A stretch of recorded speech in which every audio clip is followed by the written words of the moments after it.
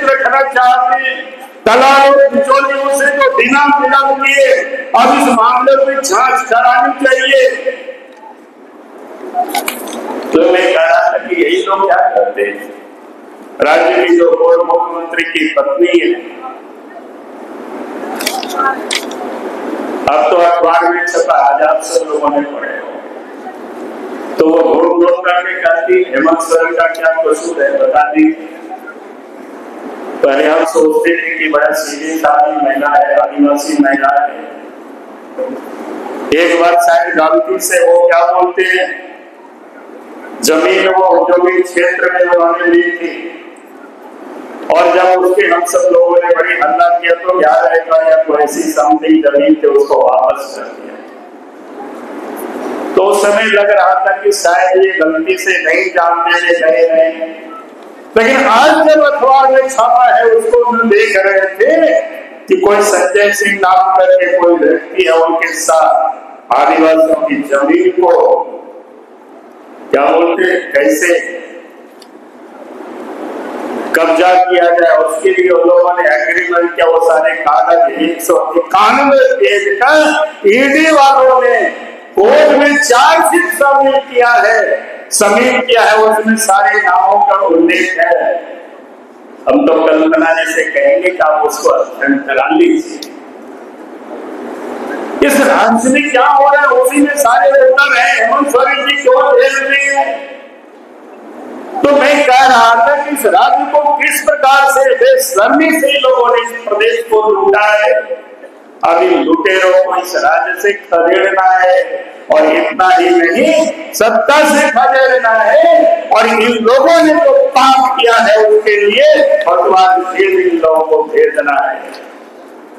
और इसलिए भाई और बहनों की विधानसभा का चुनाव ये नहीं है, लोकसभा का ही चुनाव है, लेकिन इस चुनाव में ही बता देना है कि झारखंड की जनता का मूड क्या है, कि झारखंड की जनता क्या चाहती है। आपने देखा होगा कि कितनी लगातार इस कालखंड में नौजवानों के साथ सरकार में कैसे चलती है। पहले तो कहा कि 5 लाख लोगों को रोजगार देंगे, रोजगार नहीं तो भत्ता देंगे। उन्होंने कहा था कि नियुक्ति करेंगे, लेकिन नियुक्ति का जब एग्जाम होता है पहले ही पेपर लीक हो जाता है, और पेपर लीक होता है, नौजवान उसका विरोध करते हैं, सड़कों पर आंदोलन करते हैं, उन्हीं के ऊपर लाठी चलाते हैं, उन्हीं को वो जेल में डाल देते हैं, उनको परेशान करते हैं। लेकिन जो लोग गड़बड़ करते हैं उसके लिए जीते हैं, देशवासियों की चिंता करते हैं, वो अपनी चिंता नहीं करते। आप देखते होंगे अखबारों में किस प्रकार से देश के सब जगह घूमते हैं रोज। अब कोई नेता इतना मेहनत नहीं करते, कोई नेता इतना परिश्रम नहीं करते। बाकी लोग क्या करते हैं, सत्ता में बैठ करके सिर्फ लूटने का काम करते हैं। अनेक क्षेत्रों में भारत का विकास हुआ है। अगर आप देखें तो दुनिया में फार्मास्यूटिकल के क्षेत्र में, दवा निर्माण के क्षेत्र में भारत आज मजबूत है। कोरोना काल में आपने देखा कि इस देश के प्रधानमंत्री नरेंद्र मोदी जी के कुशल नेतृत्व के कारण यहाँ के वैज्ञानिकों ने मिलकर के कोरोना की दवा को भी, टीका को भी तैयार किया, और 140 करोड़ की आबादी को मुफ्त में दवा भी उपलब्ध कराया। और इतना ही नहीं बल्कि दुनिया में भी उससे कंट्रोल हुआ। और नहीं तो कितनी महंगी दवा दुनिया को खरीदना होता, और कितनी बड़े बड़े व्यापारियों को आज उनकी भी जरूरत हुई है। और इसलिए हमने कहा कि ये हमें नहीं देखना है कि कौन है हमारे प्रत्याशी, कौन हमें पूछा कि नहीं पूछा, क्योंकि हमें मतदान इसलिए कराना है, इसलिए करना है क्योंकि इस देश के प्रधानमंत्री नरेंद्र मोदी जी को फिर से बनाना है। दुनिया के लोगों को बताना कि भाई आप देश के प्रधानमंत्री हमारे देश के लिए आगे काम कर रहे, आगे बढ़ रहा है, हर क्षेत्रों में काम कर रहा है। भारत की इकोनॉमी 2014 में क्या था, 10वें स्थान पर थे। देश के प्रधानमंत्री नरेंद्र मोदी जी ने 10 वर्षों के अंदर में भारत की अर्थव्यवस्था को 5वां स्थान पे ला करके खड़ा कर दिया और कहा क्या है देश के प्रधानमंत्री जी ने, तीसरी बार हमें देश के प्रधानमंत्री बनाइए, भारत की अर्थव्यवस्था को तीसरा स्थान पर पहुंचा देंगे।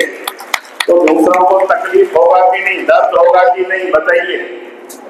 भारत दुनिया का वो तीसरा इकोनॉमी बन जाएगी। तो बड़े बड़े देश आज चिंतित है, उनको लगता है भारत इस तेजी से बढ़ रहा है, मोदी जी के नेतृत्व में वो ताकतें भी रोकने की कोशिश करेंगे। तो हमें देश की 140 करोड़ भारतवासी इस बार ये तय करेगा कि नहीं, भारत को आगे बढ़ना है। मोदी जी ने हम सब लोगों के समस्त देश के कार्यकर्ता और जनता के समझ के एक टारगेट तय कर दिया है। भारतीय जनता पार्टी को 370 से अधिक सीट है और एनडीए गठबंधन को 400 पार हमें सीट लानी है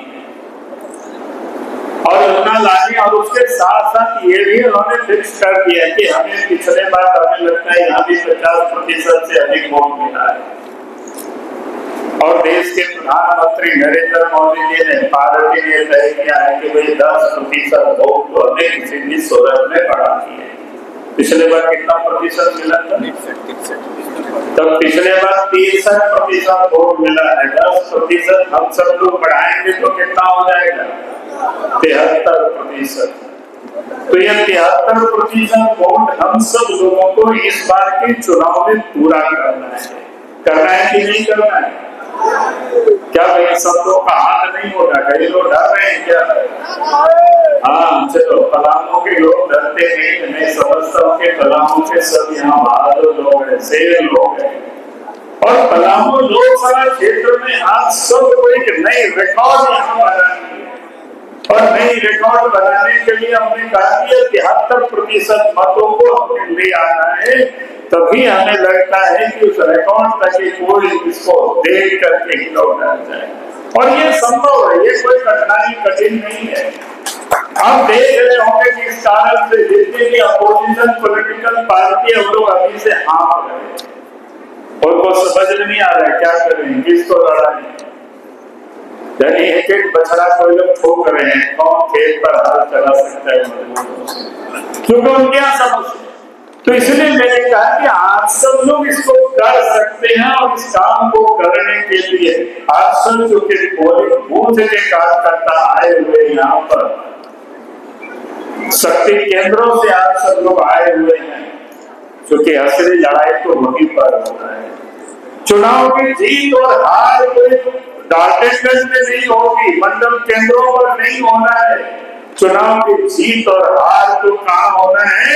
पोलिंग बूथों पर होना है और यहाँ पोलिंग बूथ के जो कार्यकर्ता यहाँ उपस्थित है, आपको असली लड़ाई आपको वहां पर लड़नी है और आपको जीतना है।